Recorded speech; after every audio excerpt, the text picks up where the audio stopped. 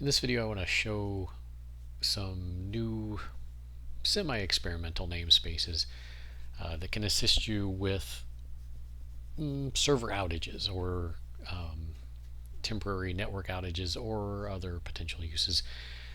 These are offline support mechanisms that I've been working on and using in production. Primarily what they're used for, I have two specific offline pieces. One is a load cache mechanism, and what it can be used for is once you've loaded a particular thing in the past, it can be used to store that in a local storage, any sort of local storage mechanism, whether it be mobile or that's pluggable where you store it. So that if, for example, let's say you're writing a mobile app with Fulcro, and the mobile app starts, and you always need some data from the server. But this is an app where they might be in airplane mode or whatever, and you'd like the app still to be able to start. You'd like to be able to load the last set of things you saw. So that's one mechanism that's here. And the other mechanism is you want to make sure that some particular thing that a user's done that's supposed to be full stack can happen optimistically immediately, and then have some insurance that will happen on the server. Now that mechanism requires a lot more effort on your pieces of it, but it gives you a way to make a mutation that can succeed with best possible effort. The user losing power, whatever. So it's a way, say for example, you were taking orders, or you were charging a credit card, right? And the credit card processing went through, and then you went to store that information on your server, but the server wasn't available. This is something I'm going to show you. Installing them is relatively easy in the main of your client side application. You bring in these two namespaces, actually three. You need, or four really. You need a store, which is an implementation of a protocol. So the browser read and store is a pre-supplied implementation of this protocol that uses browser local storage. This one's for the load caching. This one's for the mutations that we'll try in basically forever. And when you're doing mutations that might be saving something, you have to deal with temp IDs. And so temp ID strategy is another protocol, and it comes with two implementations of how to deal with temp IDs so that your application can move forward as if things went okay, even in the presence of temp IDs. So if you've used form state in Fulcro, you're aware that temp IDs, if your object has a temp ID on it, form state considers it dirty. So one strategy, temp IDs have UUIDs in them.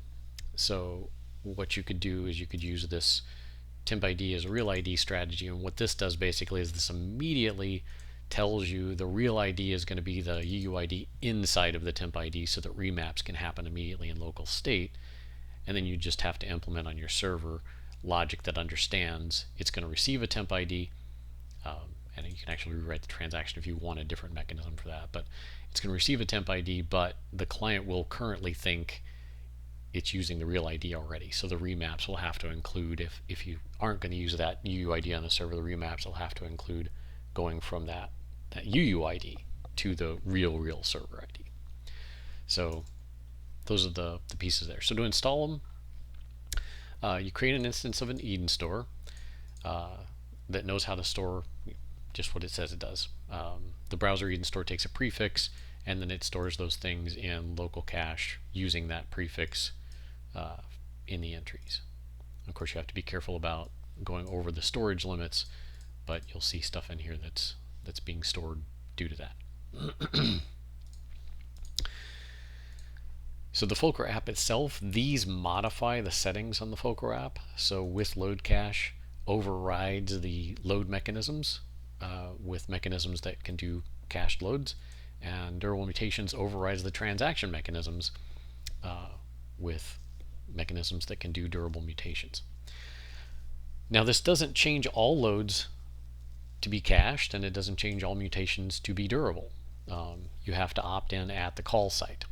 So for example, if I'm starting the app and I want to load to-do list 1, and I want to be sure that I get a to-do list if there's one in cache or if the network's up, preferring of course the one that's in the network, then I can use load cache as load.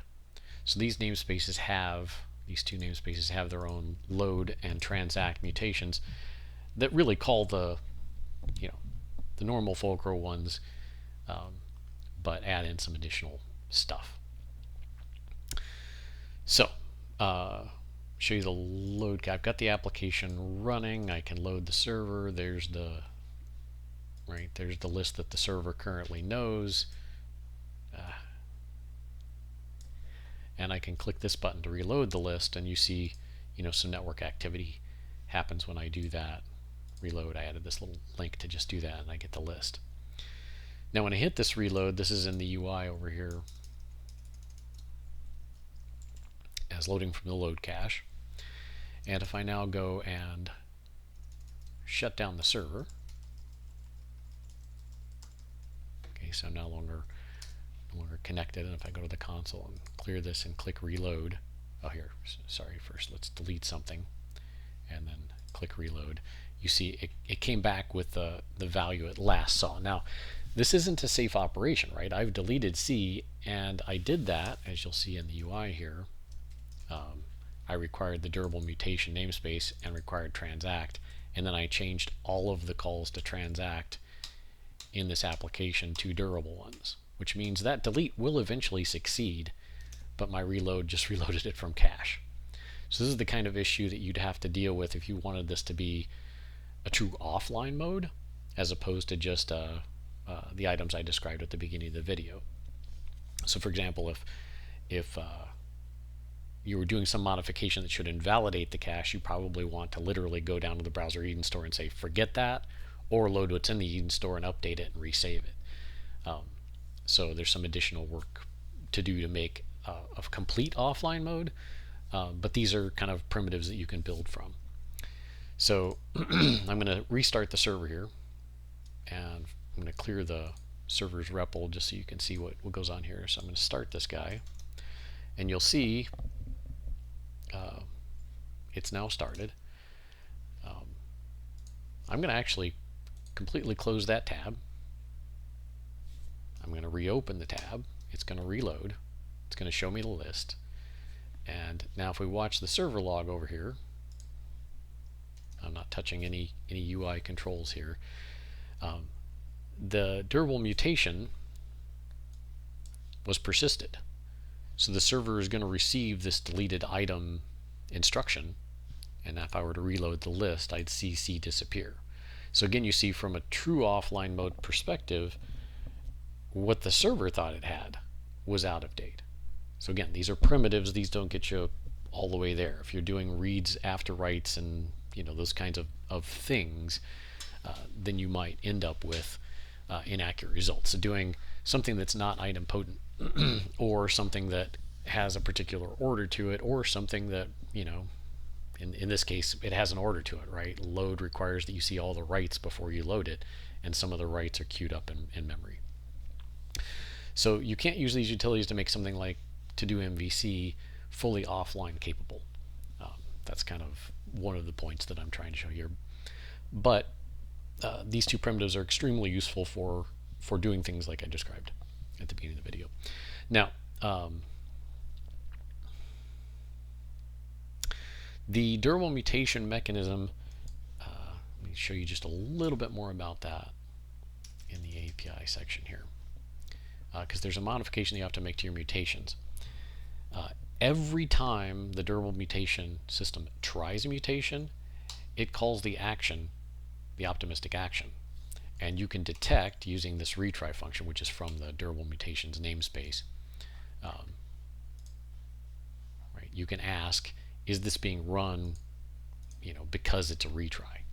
So if the action isn't idempotent, and in this case adding something to the list is not idempotent, you definitely don't want to do the optimistic action over again. But there's also in this durable mutation namespace the ability for you to ask which attempt it is. I don't remember the name of the function. I think it's just attempt. Yeah, there it is. So if you hand it a mutation env, it'll tell you, it's just stored in the mutation env, which attempt you're on. So if you've got something where you'd maybe like to show the user a warning, hey, you're offline, you could say when the durable mutation attempt is greater than 20, whatever. Right? So you can change what optimistic action you do here based on, is it being retried, and if so, how many attempts have happened, that sort of thing. So this allows you to morph how your UI responds to retries. Same thing with OK actions and error actions. Every time this thing fails, you're going to see an error action. And again, you can use these, the attempt to figure out how many times you've attempted it. You can use this to update the UI, whatever you want. You could even use this to abort. There's a way to, cancel. There's a way to cancel the mutation. So if you see the error, it's too many retries, you decide, yep, I just want to give up on that one, you can do that here. So it gives you quite a bit of flexibility, but it does require, it's not just a drop-in thing that suddenly gives you offline mode. This is a thing that gives you tools to automatically retry mutations, cache and load from cache when there just happens to be a network problem when those operations are hit. So these primitives, of course, then can be used to start to build some sort of offline mode. So there they are, beginnings of offline helpers for Fulcro.